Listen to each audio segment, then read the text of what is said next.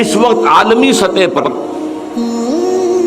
یہودی جمع عیسائی بریکٹ میں کر لیجیے، اور امریکہ جمع یورپ یہ بریکٹ میں کر لیجیے، ان کا اندر معاملہ کیا ہے؟ اصل جو ہے اس میں پیچھے مائنڈ ہے، ماسٹر مائنڈ، سازشی ذہن، وہ یہود کا ہے۔ باقی عیسائی اعلی کار بن گئے ہیں۔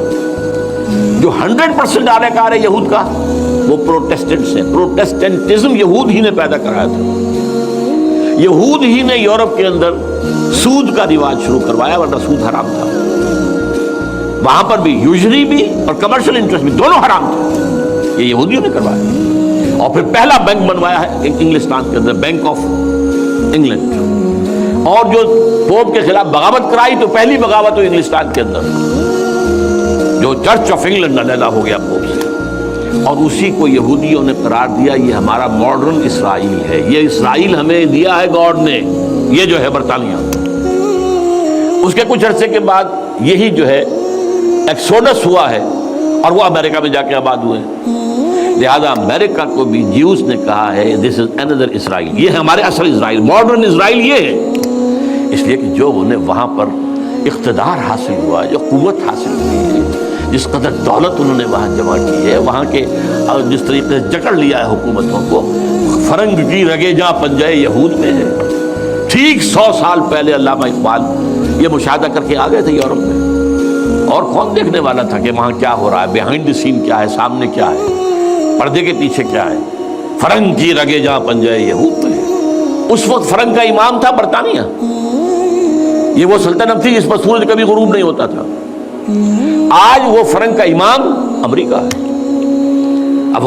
یہ برطانیہ تو اب وہ جو ایک نظم ہے کہ بچپن میں پڑھی تھی، London Bridge is going down going down going down, اس کی مثال ہے۔ برطانیہ کی کوئی حیثیت ہی نہیں، ورلڈ پاور کی حیثیت نہیں ہے، وہ تو چھوٹا بھائی اس نے بنا رکھا امریکہ نے اپنا، تو اس حیثیت سے جو ہے اس کی کوئی حیثیت ہے، ورنہ کوئی اور حیثیت نہیں۔ بہرحال ان دونوں میں یہ ہے کہ پیچھے ماسٹر مائنڈ، سازشی ذہن، پلاننگ، سکیم ساری یہودیوں کی، اعلی کار امریکہ سب سے بڑھ کر، اس کے بعد برطانیہ، اور اس میں اصل پروٹیسٹنٹس، ان میں بیپٹسٹ، ان میں اس سے بھی آگے بڑھ کر ایونجلسٹ، جن کو کہتے ہیں بورن اگین کرسچنز، جن کو کہتے ہیں نیو کنزرویٹو کرسچنز، یہ تمام اصطلاحات آپ اخبارات میں پڑھتے ہوں گے، ان کو گروپ کریں، یہ اصل اعلی کار۔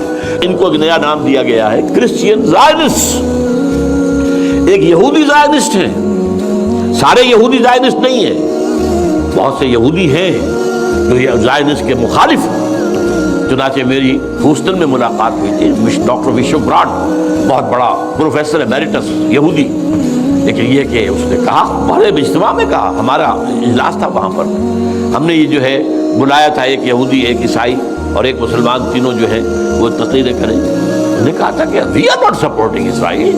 اس نے وہ عیسائی جو آیا ہوا تھا پروفیسر، اس کی طرف they are supporting Israel, we are not supporting Israel. اسی طرح میری جو ہوئی تھی round table conference, round table, اس میں ایک یہودی پروفیسر تھے، وہ ہسٹری کے پروفیسر، میں نام بھول رہا ہوں ان کا، انہوں نے کہا آئی ایم اینٹی زائنزم، میں زائنزم کے خلاف ہوں۔ تو زائنسٹ جو ہے اصل میں ایک سیکولر یہودیوں کی تحریک ہے، اور اس کے سب سے بڑے سپورٹرز کرسچین زائنسٹ وہ امریکہ میں بیٹھے ہیں۔ تو یہ ہے صورتحال۔ یہ جان لیجئے کیتھولکس جو ہیں یہ اتنے پرو یہودی نہیں ہیں، اب رفتہ رفتہ وہ بھی اس کے اندر آ کر شامل ہو گئے۔ یورپ جو ہے زیادہ Catholics, Roman Catholics, Roman Catholics کا یہ بھی آپ نے جملہ پڑھ سنا ہوگا کہ یہ جو ترکی جو ہے ہمارا ملک، یہ جو کوشش کرتا رہتا ہے گھسنے کی یورپین یونین کے اندر، تو ایک دفعہ جان شراق نے کہا تھا، بڑا پیارا جملہ تھا، Why doesn't Turkey understand that we are a Christian club؟ یہ ہماری جو یونین ہے یورپین، یہ تو کرسچین کلب ہے، وہ مسلمان ہے، وہ کس وجہ سے آنا چاہتا ہے بندہ، کیوں تو خود داخل ہونا چاہتا ہے؟ Why doesn't Turkey understand that we are a Christian club؟ لیکن یہ ہے رومن کیتھولکس، اور ان کا میں بعد میں آپ کو بتاؤں گا۔